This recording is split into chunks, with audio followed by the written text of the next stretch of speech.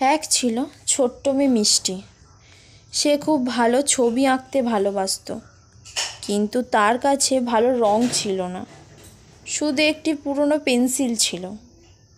একদিন স্কুল থেকে ফেরার পথে মিষ্টি এক বৃদ্ধ লোককে সাহায্য করলো। বৃদ্ধ লোকটি খুশি হয়ে তাকে একটি চকচকে সোনালি পেন্সিল দিলেন। মিষ্টি পেন্সিল দিয়ে ছবি আঁকতে শুরু করলো। হঠাৎ সে দেখতে পেল তার আঁকা ছবি জীবন্ত হয়ে যাচ্ছে। সে একটা ফুল আঁকলো, সেটি সত্যি ফুটে উঠল। একদিন সে একটা পাখি আঁকলো, তার পাখিটা ডানা মেলে উড়ে গেল। মিষ্টি ভাবলো, সেই পেন্সিল দিয়ে আমি অনেক ভালো কাজ করতে পারি। সে ক্ষুধার্ত শিশুদের জন্য খাবার, ভাঙা ঘরের জন্য নতুন বাড়ি আঁকতে লাগলো।